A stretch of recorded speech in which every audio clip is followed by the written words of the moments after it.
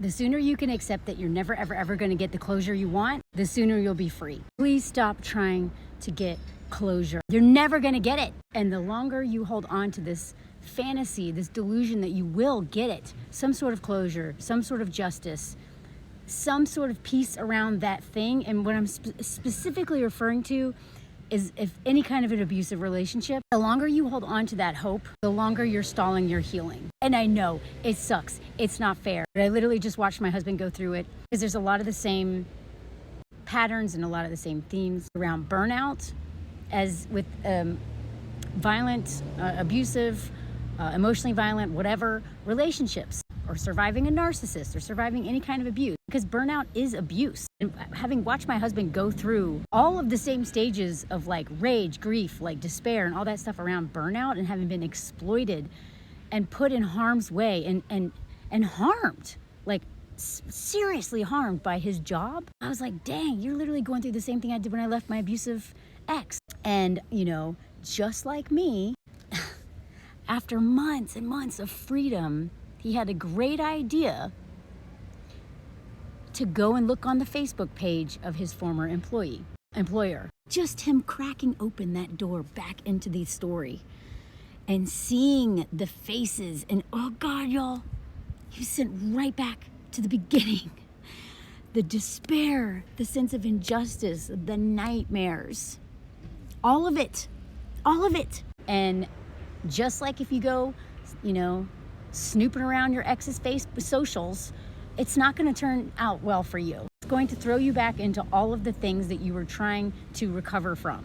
The rage, the injustice, the guilt, the shame, the self-betrayal of staying too long or staying at all in this terrible situation that was harming you. And he was doing so well. And all it took was one moment of delusion, because he's just like any survivor of exploitation and abuse or whatever. He's just had this little bit of hope left that he would get justice. Those people would realize what they did was wrong, that maybe they would have some sort of consequences, that maybe they might even change. And so luckily, I've already been through this with an abusive ex, so it's a lot of the same things that I was telling him is what I was told by other survivors, and then what I had to tell myself. You are never going to get that sense of justice. And I don't say this as like discouraging anyone, especially survivors, to go to the police and seek justice. I'm not discouraging that. I mean, we know that it usually doesn't happen, so have low expectations. What I am saying is that usually there is no justice. There's no justice, there's no resolution, there's no closure, and there's never any peace that's going to come from them. It has to come from within you. And when I first got out of that abusive relationship, someone said something so helpful to me, because she had been a survivor of, you know, decades of abuse from her husband. She said that when she went to a group with a lot of other survivors, the one thing all of those people in that room had in common is desperately wanting that person that abused them, at the very least, to just admit it. Just admit what they did. Much less, you know, actually make amends and do anything to repair that damage. Even just admitting they'd done it. And none of them ever got that. None of them ever got that. None of us will ever get that. Maybe 0.0000001% will ever get any apology or any form of justice. But I'm telling you, it's not going to happen.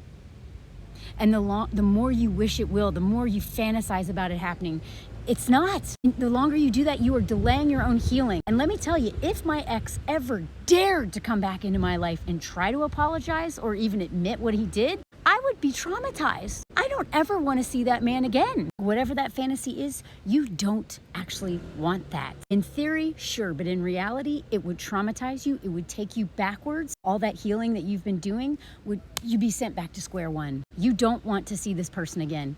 You don't need that apology. You don't need that admission of guilt. You don't need that to heal. It has to come from within you. That peace has to come from within you and from your community.